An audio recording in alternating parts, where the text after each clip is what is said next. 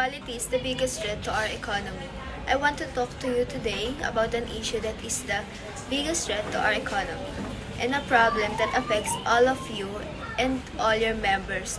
A rise in inequality of income, but also in the distribution of power. Let's start with the big picture goals. There are significant financial reasons for doing so. I noted before that research demonstrates the increased inequality makes people unhappy. Social inequalities, we live in a world where not everyone has the freedom to do as they wish. Numerous people are afraid to be themselves since they are afraid of what might happen. Inequality is bad for society as it goes along with weaker social bonds between people. Rising inequality is not a natural or inevitable condition. People in less equal societies are less likely to trust, less likely to engage in social or civic participation, and less likely to say they're happy. Inequalities are not only driven and measured by income but are determined by gender, age, origin, ethnicity, disability, sexual orientation, class, and religion. These factors determine inequalities of opportunity which continue to persist within and between countries. Inequality is the mother of all crises. After all, inequality is always a key underlying cause, whether it's conflict, climate change, economics, stagnation, or migrant patterns.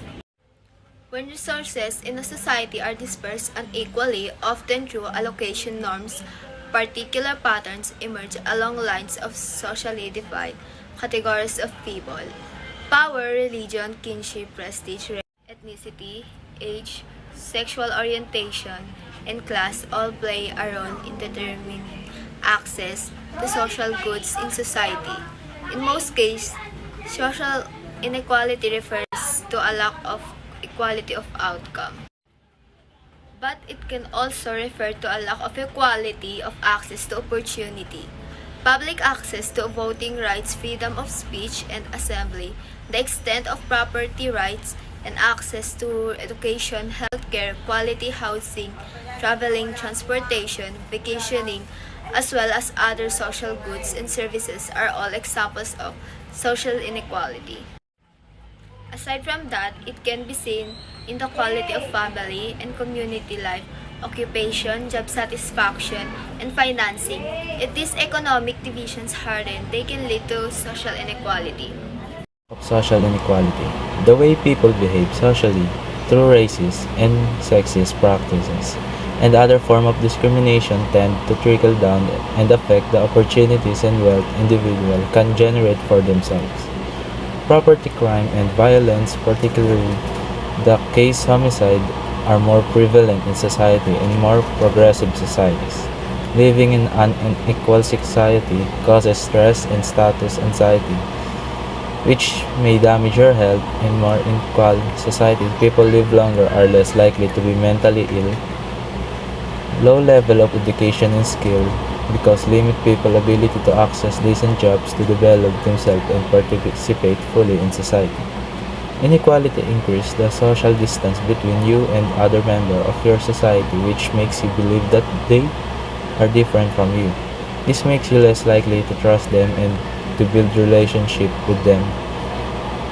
Inequality has other impacts on society, including reducing mobility and some argue and fostering crime. Tolerance of this expanding disparity, I believe, will go down in history as humanity worst error since communism individual may inspire one another.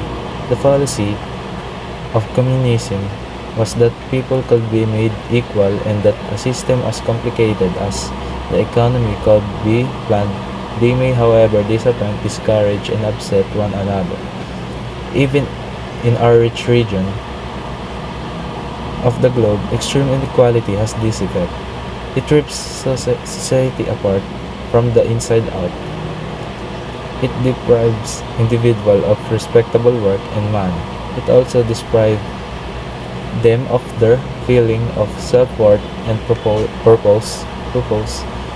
Centrally, individual effort or division were not allowed. To conclude, inequalities in our community should not be tolerated because they have a significant influence on the life of others. Inequality amplifies existing divides between you and the other members of your society, leading you to assume that they are not like you. But in truth, we are all equal because we're all humans, and we will all die one day. So, who cares if you are wealthy or powerful? You can take it with you to your grave. So, try to be a better person and treat others with dignity. Stop believing you're better or different from them because we're all the same. We should not be widen the existing gaps between ourselves and the other people of our society. Instead, we should help and accept one another, especially in our workplaces and schools, where social gaps between people are very visible, especially when other believes they are stronger, richer, or more intelligent.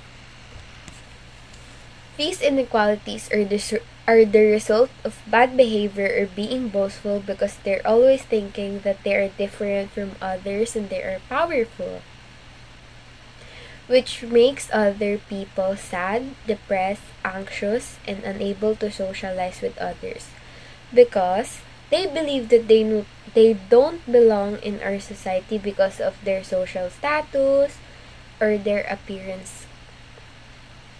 The present differences between you and the other members of our society should be narrow rather than widened.